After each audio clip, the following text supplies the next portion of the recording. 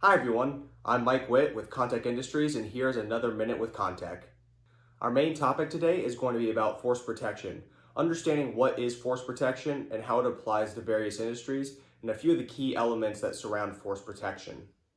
Force protection is a combination of various countermeasures that are implemented to mitigate or eliminate hostile actions taken against a facility.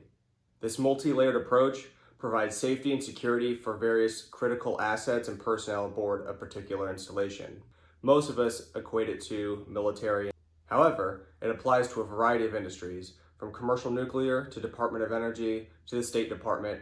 All of these different organizations have needs and means in which to protect themselves and their assets. Like I mentioned, force protection is a multi-layered approach. So within a particular installation, you're going to have multiple levels of defenses depending on what you're trying to defend, where it's located, and all the physical logistics surrounding your operations. So a lot of us traditionally think of bollards, anti-crash gates, anti-cut, anti-climb fencing, intrusion detection, camera systems, surveillance, access control systems. These are all components that are made in order to keep a facility safe. So there are few main components that we're going to look at when talking about force protection.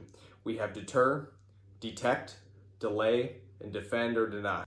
Many of the overt systems that are deployed at various installations are primarily there for the first method, which is to deter. You want to make yourself a hard target. So there are many overt systems that we can deploy in order to create a deterrence, to create that hard target effect. So one of the main things you have when you're deploying, especially at a perimeter, is having systems implemented that will actually project a show of force in a manner that is going to deter anyone from even contemplating the idea of making an entry into your installation. So a lot of this can be done with anti-cut, anti-climb fencing, ballistic walls, guard booths, access control points. So creating those choke points is critical in understanding where your vulnerabilities are going to be along your perimeter. But again, the first step is really to deter.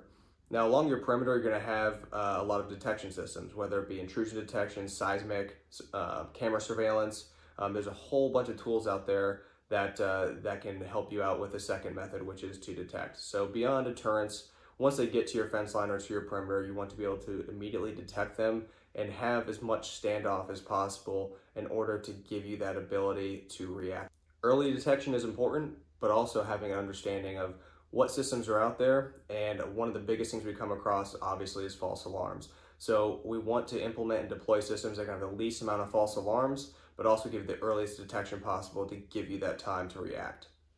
Next is delay. So if someone is going to be making an entrance into your installation, an unauthorized entrance, there are many things that we want to do in order to delay them. We want to hold them up at that boundary as long as possible, again, giving you and your operators time to react.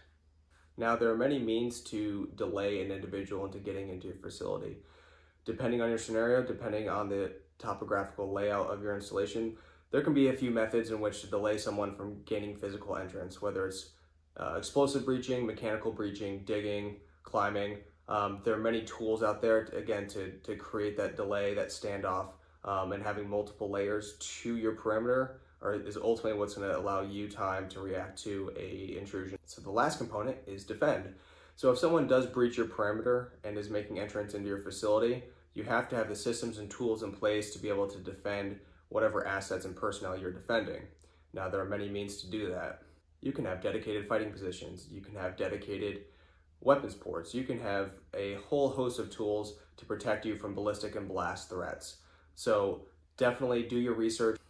Force protection is a really large subject matter to cover. Understanding the components of deter, detect, delay, and defend will be integral in creating a safety and security plan for your installation. If you have any questions, please reach out to us at www.kontekindustries.com, or you can follow us on LinkedIn or Instagram. We'll be happy to help you out with your mission. Thanks.